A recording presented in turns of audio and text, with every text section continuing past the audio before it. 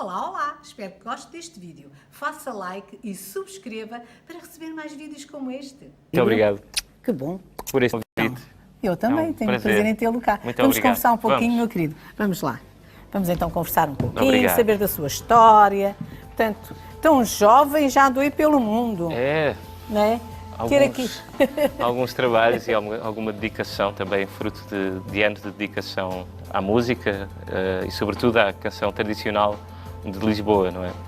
Sobretudo por influência da família. Então, é por aí que vamos então começar. O Marco, desde criança, que ouve fado na sua casa, não é? Sim, eu lembro-me nas festas de família, no Natal, nas festas de família, ouvir os meus avós, ainda tenho essa referência, essas memórias guardadas de ouvir os meus avós cantarem em quadros populares, de poetas populares, em melodias tradicionais e portanto, eu lembro-me de ser muito novo, 6 anos, 7 anos, a ouvir os meus avós e sobretudo também o meu pai, que é um fadista também, que gosta muito de cantar e portanto eu sempre, desde muito cedo que tive contacto com a poesia popular e com uma época de Lisboa que eu gosto imenso de fazer ainda hoje em dia essa pesquisa sobre essa época de Lisboa que teve tantos fadistas e tantos escritores e essa forma de escrever, a forma de cantar foi ficando, não é? Com a juventude também. Foi muito novinho, não foi? Que foi a primeira vez numa casa de fados, lembra-se? Sim, eu tenho essa memória de ir com os meus pais ao fim de semana, porque durante a semana tinha escola, então não poderia ir, não é? E lembro-me de ter a curiosidade de conhecer o sítio onde isso acontecia e os meus pais me levarem a uma casa de fados pela primeira vez aos 8 anos. E lembro-me dessa experiência ficar guardada como uma memória, assim como as nossas memórias de infância, não é? Lembro-me perfeitamente de ouvir os fadistas antigos e de começar a memorizar as melodias, memorizar os poemas, e isso foi ficando. Portanto, aos 8 anos, aos 9, é mais ou menos a altura que eu começo a cantar, ou por graça, pelo menos, não é? A experimentar cantar. E na verdade, já em casa começava a pôr os discos também da coleção que o meu pai tinha em casa, discos de vinil, do Alfredo Marceneiro, do Carlos Ramos, do Tristão da Silva, do Max. Portanto, o meu pai tinha essa coleção e aos poucos eu fui decorando não apenas as letras e os nomes dos cantores, mas também o nome dos autores. E isso foi ficando, porque depois queria saber quem eram aqueles autores, onde é que viviam, onde é que eles viveram, o que é que faziam, não é? Que emprego é que tinham de dia e depois à noite iam escrever para os fadistas. E isso foi ficando, quer dizer, os poetas como o Carlos Conde, o Linhares Barbosa, o Henrique Rego, que estamos a falar de poetas do início do século XX, não é? Portanto, sempre teve um grande fascínio pelos poetas dessa altura, não é? Exatamente. Os Porque poetas de rua, não é? Os poetas que escreviam para quem ia cantar. E, sobretudo, essa forma que é tão genuína e tão autêntica, que é escrever alguma coisa sobre a vida daquele intérprete. O intérprete contar uma história sobre a sua própria vida e o poeta, a partir daí, escrever sobre um fado tradicional, escrever sobre quadras ou sobre quintilhas, decassílabos. E isso eu fui colhendo muito cedo. Eu lembro-me de começar ao mesmo tempo a colher essa estrutura poética e a estrutura rimática das melodias tradicionais e pronto, e depois mais tarde então começo a memorizar as melodias tradicionais e a tocar também. Eu comecei a ter formação clássica de viola dedilhada no Instituto Vitorino Matono com os meus 12 anos. Tive essa curiosidade de absorver ainda mais e explorar ainda mais esse lado musical, não é? E lembra-se da primeira vez que subiu a um palco? Lembro-me. Eu lembro-me de ter participado num programa da Rádio Renascença há muitos anos atrás, em 97, um programa que se chamava Lugar aos Novos e na altura havia, portanto, os guitarristas era o Filipe Pinto na viola, lembro-me do José Inácio também, E eram pessoas muito mais velhas. Eu teria, nessa altura, uns 9 anos, e lembro perfeitamente dessa experiência. O programa era gravado ao sábado de manhã, portanto era também escutado fora dali do auditório que era onde é hoje o Fórum de Lisboa. Desculpa, o Teatro Maria Matos. E essa experiência fica, porque não era apenas o decorar as letras ou decorar as músicas, mas sim aquele ambiente que se via ali, não é? Exatamente, é uma partilha, é um momento de muita partilha, é um encontro de pessoas que gostam muito da tradição da cidade e que aproveitam esse momento para partilhar de uma forma muito autêntica, não é? E foi nessa altura que decidiu que ia ser fadista? Eu, na verdade, nunca decidi nada. Deixei sempre que a vida fosse decidida por Sim. mim. E eu até hoje eu acho que tive muita sorte também. Quer dizer, é fruto de muito trabalho, mas até hoje nunca tive assim uma outra profissão. Ou seja, fui sempre deixando que a vida me levasse com este espírito, não é? E, portanto, aos 12 eu comecei a tocar. Estive no Instituto Vitorino Matono com o professor Rui Nabais e o professor Rui Paiva. Depois vou para o Conservatório Nacional, com 13 anos, e tive o professor Paulo Amorim e o professor José Diniz, que foi o melhor professor de guitarra que eu tive até hoje, e que faleceu em 2016, e que foi assim o meu mestre, o José Diniz. E, portanto, eu nessa altura comecei a tocar alguma coisa fora do fado também, não é? Comecei a tocar Leo Brouwer, Vila Lobos, Giuliani, portanto, autores clássicos, não é? E quando é que lançou o seu primeiro álbum? Em 2008, tinha 20 anos, portanto, deixei passar assim algum tempo, também porque eu aos 15, 16 anos comecei a escrever também. Comecei a escrever sobre fado tradicional, sobre essas melodias que já existiam, e comecei também a explorar alguma parte de composição.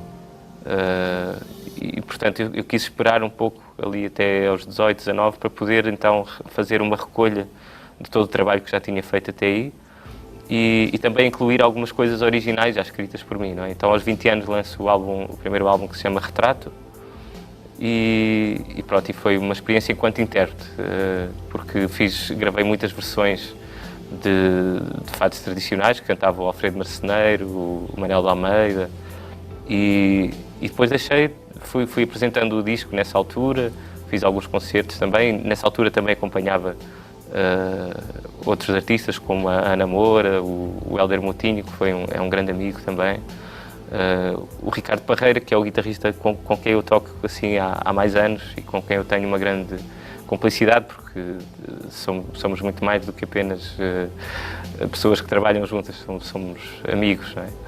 E então fui sempre trabalhando enquanto acompanhava outros artistas, fui sempre escrevendo também, escrevi também para o Hélder Moutinho, para a Tânia Oleiro, o José Manuel Barreto, ou seja, fui ganhando contacto com muitas pessoas do fado. E com outras realidades também, que o levaram até ao estrangeiro, não foi? Já andou pelo meio mundo.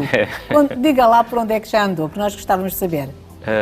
Eu já estive, assim, para ter uma ideia, a última viagem que eu fiz, estive em Chartres, uma cidade lindíssima, estive no Séminaire de Barbelé. Foi uma noite fantástica em que esteve não apenas a comunidade local, mas também a comunidade portuguesa. E, aliás, deixo aqui também o meu agradecimento porque tivemos o grande apoio da comunidade portuguesa em França.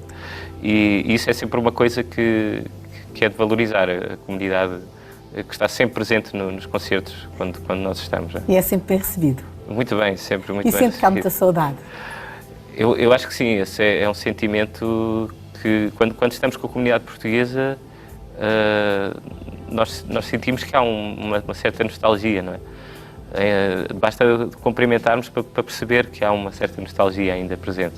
Mas andou por muitos países, conte-nos lá mais. Estive também na Letónia, em Riga, no Riga Jazz Stage, que foi uma experiência ótima porque foi um festival de jazz.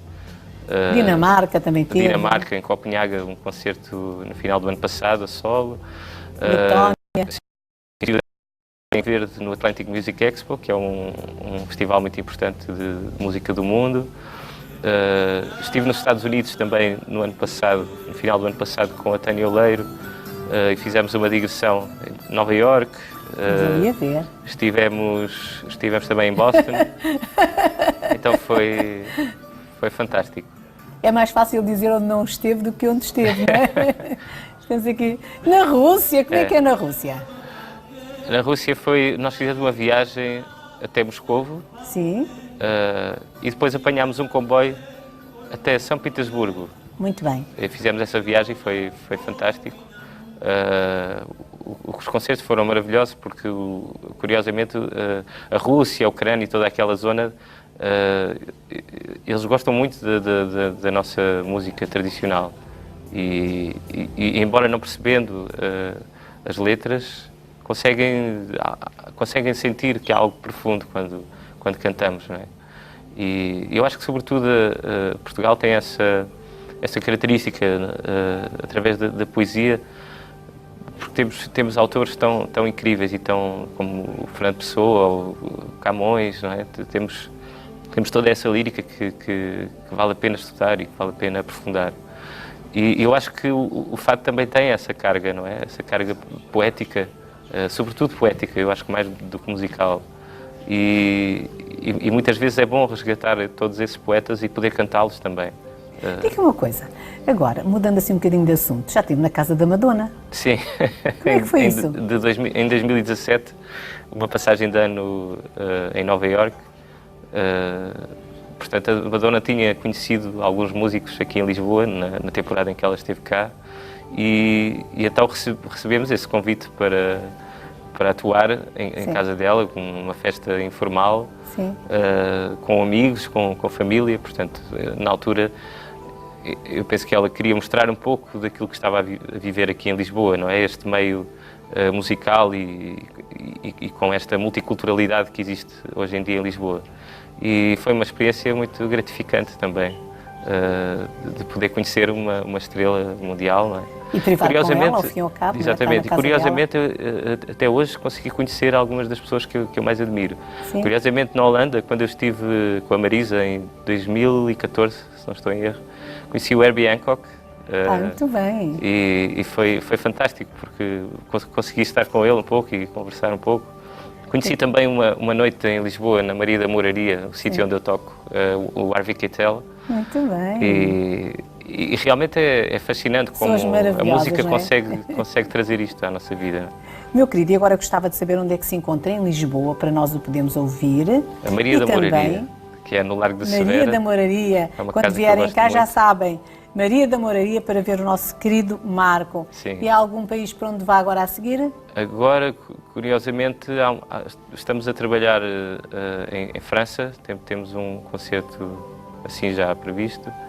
E recebi um convite também para Hamburgo, que ainda está, pronto, em stand-by.